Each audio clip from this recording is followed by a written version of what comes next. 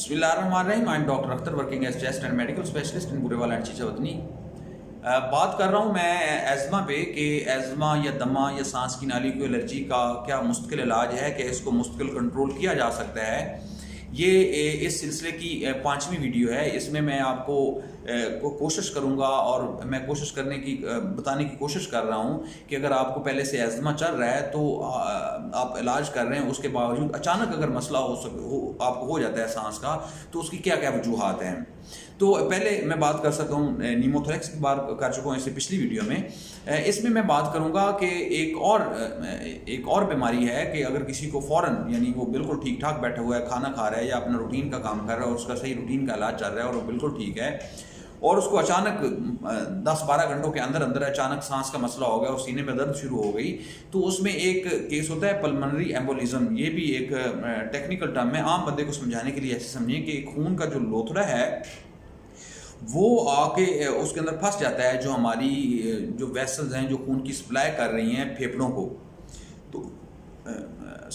तो उसके नालियों के अंदर फंसने की वजह से सप्लाई बिल्कुल बंद हो जाती है। जब वो बंद हो जाती है तो उसकी वजह से यानी पेशेंट बड़े सीरियस कंडीशन में चला जाता है और इसमें अचानक डेथ भी हो सकती है, और ये भी आप समझिए कि बिल्कुल एक हार्ट अटैक के बराबर की बीमारी है।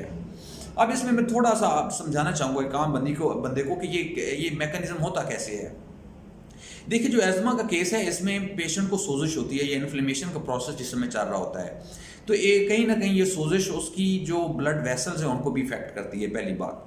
दूसरी बात, जो इस तरह के केसेस हैं वो आम तौर पर बेड रिडन होते हैं या बहुत कम काम करते हैं या ज़्यादातर वो रेस्ट ही करते हैं, तो उससे किसी ना किसी लेवल तक जो कोएगुलेशन का फैक्टर है वो बढ़ता जाता है, या आपका जो स्टैग्नेंट ब्लड हम कहते हैं अंग्रेजी में, वो यानी नीचे जो टांगों के अंदर जो है ना वो पंप होकर ब्लड ऊपर नहीं आता और वहाँ ठहरना शुरू कर देता है।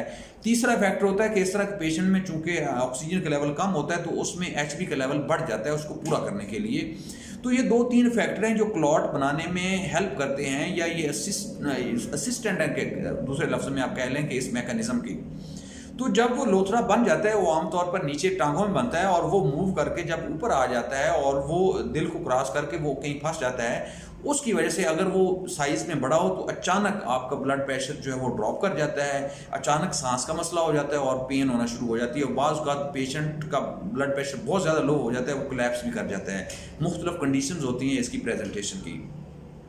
अब ये तो इसका बेसिक मैकेनिज्म था। अब इसमें गलत इलाज का क्या तरीकाकार है जो आमतौर पर किया जाता है, वो ये है कि बहुत सारे हमारे जो डिस्पेंसर हज़रात हैं या आमतौर पर पेशेंट खुद ही जब वो जाता है कहीं पे उसको दर्द का टीका लगा दिया जाता है या उसको आमतौर पर नेबुलाइज कर देते हैं। तो इसमें दोनों तरीके गलत हैं इस केस में, स्पेशली इलाज के। तो इस केस में सही तरीका क्या है जो आमतौर पर किया जा सकता है, वो ये है कि कम से कम इस तरह के केस को एक तो ऑक्सीजन लगाई जा सकती है कि कम से कम उसका ऑक्सीजन का लेवल एक हद तक मेंटेन हो जाए, जो कि ज़रूरी है उसकी जिस्म की ज़रूरियात को पूरा करने के लिए। जो दूसरा काम किया जा सकता है वो फ़ौरन पेशेंट को रेफ़र किया जाना चाहिए चेस्ट स्पेशलिस्ट के पास या कम से कम टर्शियरी केयर में, क्योंकि इस तरह के पेशेंट को अगर आप टाइमली मैनेज करें तो इसका बेहतरीन इलाज है और वो हो सकता है। लेकिन अगर इसको टाइमली मैनेज ना कर सकें तो इसके भी काफ़ी डिज़ास्टर होता है, समझें कि एक बिल्कुल हार्ट अटैक के बराबर है। अब इसमें दूसरी कंडीशन होती है कि बाज़ का ये जो पल्मोनरी एम्बोलिज्म है, ये जो क्लॉट है, ये छोटे साइज़ का होता है, उसमें थोड़ी पेन होती है और पेशेंट स्टेबल होता है। अगर इस तरह का केस है तो कम से कम आप ये कर सकते हैं कि एक टेस्ट डी डाइमर होता है जो एक जीपी को मैं कहूँगा कि वो करवा के कम से कम, अगर उसका लेवल बहुत ज़्यादा हाई है तो कम से कम एक सस्पिशन हो सकता है, क्योंकि इसके डायग्नोस्टिक टेस्ट कुछ और होते हैं। कम से कम ये हो सकता है कि इसको ये प्रॉब्लम चल रहा है, तो उसको फिर आप उस हिसाब से एक बेसिक लेवल पे मेडिसिन स्टार्ट करके फिर उसको रेफ़र कर सकते हैं। तो नीचे कमेंट्स में आपने बताना है कि अगर आपको एज़मा है तो कभी आपको इस तरह का प्रॉब्लम हुआ है या कभी डायग्नोज हुआ है।